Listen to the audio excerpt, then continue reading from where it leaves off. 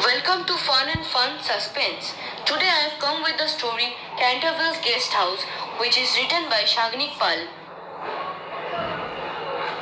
It was Sunday.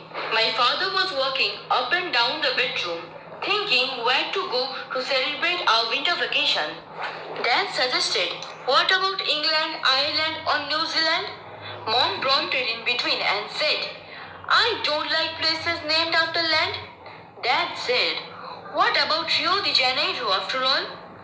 Mom said, "Okay, first and final." I advised, "We should then book our hotel and fix the date."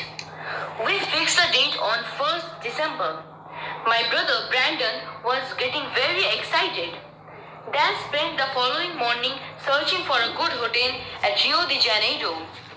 Alas, Dad found a nice hotel named Canterville Guest House. On 29th of November, we started packing our bags. On the last night before our trip, I was super excited and found it very hard to sleep. But I managed to fall asleep. Then I woke up at the middle of night. I sat up, rubbing my eyes. Then something caught my eyes. I was horror-struck. The sight of a slimy creature with jewels dropping from its mouth, sitting on my chair. That disgusting thing cried, "Don't go to Rio de Janeiro! Don't go to Rio de Janeiro!" My heart was pounding very heavily when I saw the creature fade away. Then I saw nothing but darkness. Suddenly, the blue ceiling of my room floated into my view. I understood that I was lying down on my bed. Then I was greatly relieved that the creature was nothing but my nightmare. On the next morning, I was excited but a little bit scared. Our flight's departure time was 9:30, so we got up very early. At 12:30, we reached the airport of Rio de Janeiro. It took at least 1 hour to find our hotel, the Canterville's Guest House. We took rest in the evening. That night, I was returning from the hotel balcony with clean air in my lungs when my body froze at a cry. It was like someone was crying in pain and fear. Then I saw it, the unnatural, unearthly element, with worms sticking out of his bone, running madly towards me. I tried to cry, but nothing escaped my throat. My leg joints ached. Then I saw it. My leg joints were very paining. That thing came near me and held my neck tightly. It was trying to throttle me alive. That thing was trying to kill me. Then everything faded before my eyes. My eyes opened when I felt something wet on my face. First of all, I caught the glimpse of my mother sitting beside me and sprinkling water on me. Mom asked, "What happened to you?" I lied. Nothing at all. I just bumped over that mat over there as it was pitch dark.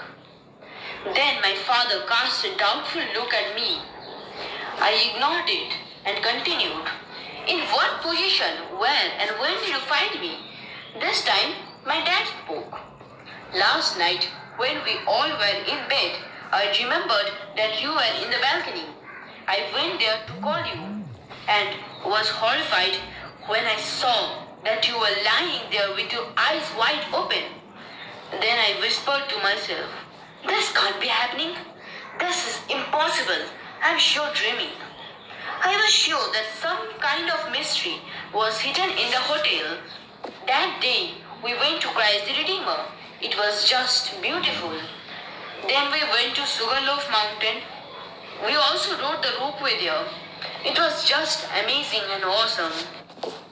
That night, I did not went to the balcony, but I went straight to my bed. That night, something else happened. I was just fully asleep when something caught my eyes. Something moving. Then I saw it. A headless boy strolling aimlessly down the bedroom. The headless boy had a knife in his hand. It was roaming as if he was finding someone and was trying to kill that person. heard a cry. That cry was like someone was hit with something. Then the boy just vanished. Then, how? I don't know, but I managed to fall asleep at last. The next morning, we started packing our bags as it was the end of our tour. When we were checking out, I went straight to the manager and asked about the hotel. He said this house was actually the house of an Englishman. He was a cruel guy. He used to kill people whom he did not like. He named this house Haunterville. When he died, strange things started to happen with this house. Somebody saw deadly faces while somebody heard strange cries, etc. etc. Some people say that the spirits of the dead people whom the Englishman killed still roam in this house. Then, after all these, the house was named Haunterville's Ghost House. Later, this house was renewed and named Canterville's Guest House. Saying this, the manager disappeared from his chair. Then, something made me think. Was the manager one of the ghosts of Haunterville Ghost House? Thank you. If you like the video, please hit the like and subscribe button.